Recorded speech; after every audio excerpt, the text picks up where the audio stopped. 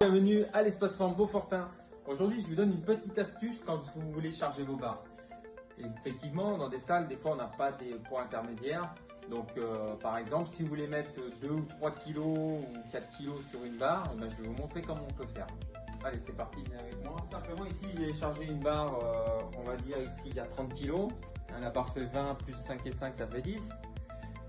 Si je suis bon en maths, bien sûr. Et si je veux par exemple mettre 8 kg par exemple, parce que si 5 kg c'est trop léger et 10 kg c'est trop lourd, que je vais trouver l'intermédiaire, si je veux mettre 8 kg et qu'il n'y a pas des poids dans les salles, eh bien je vous donne une petite astuce. Il suffit de prendre un kettlebell, on appelle ça, c'est des haltères russes, voilà. Donc ici on a un 4 kg, tout simplement. Et je vais vous montrer quelque chose qu'on vient le mettre sur la barre. Alors en plus de ça, vous rajoutez 4 et 4, 8. On rajoute 8 kg sur la barre. On sécurise. Mais en plus de ça, on vient travailler encore plus les stabilisateurs. Puisque les kettlebells ne sont pas fixes. Enfin, je vais vous montrer, vous allez voir. On vient sécuriser la zone. On vient se placer sous la barre. Alors ici, je vais effectuer un squat pour vous montrer. On met la barre sur les trapèzes et non pas sur la nuque. Hop, on sort la poitrine. Et déjà ici, je sens que mes stabilisateurs travaillent un peu plus, puisque les kettlebells ne sont pas fixes. Donc je rappelle le mouvement du squat, on gagne les abdos, on sort la poitrine, on inspire, on pousse les fessiers loin derrière, voilà, comme ceci, le buste bien sorti, et on souffle en remontant, toujours en veillant une flexion dans le genou.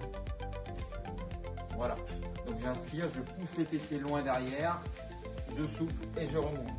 J'inspire, je souffle et je remonte. Tout simplement. Le dos bien plat. Et quand on veut reposer, on vient contrôler la tête. Voilà pour cette petite astuce et pour le squat. Et je vais vous montrer tout de suite le soulevé de terre. Ici, le soulevé de terre, idem. Vous voyez, j'ai toujours laissé les kettlebells. Donc, soit vous le mettez comme ceci, soit vous le mettez comme ça. Il n'y a pas d'importance. Et on vient prendre la barre, rappel du soulevé de terre, les jambes légèrement fléchies au départ du mouvement, les pieds largeur du bassin. La barre doit toujours toucher les tibias, le soulevé de terre, le dos reste plat, poitrine sortie. Et là je pousse fort sur les pieds, je viens contracter les trapèzes. J'inspire. Je souffle et je viens me remettre au droit. Je sors la poitrine. J'inspire. Je souffle et je sors les pecs. J'inspire. Je souffle et je remonte.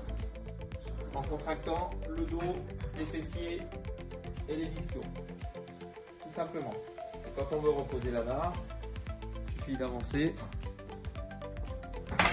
et de poser. Voilà. Donc là, j'ai rajouté 8 kg en plus. 4 plus 4.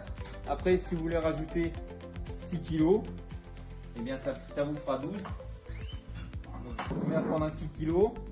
On vient simplement mettre le kettle ici et on vient sécuriser la zone. Et là, vous avez 6 kg d'un côté, 6 kg de l'autre. Donc ça vous fait 12 kg en plus, tout simplement. Voilà, c'était une petite astuce pour les chargements de barres et pour trouver des poids intermédiaires.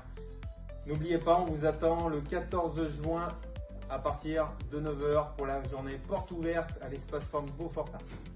Sur ce, portez-vous bien, à bientôt.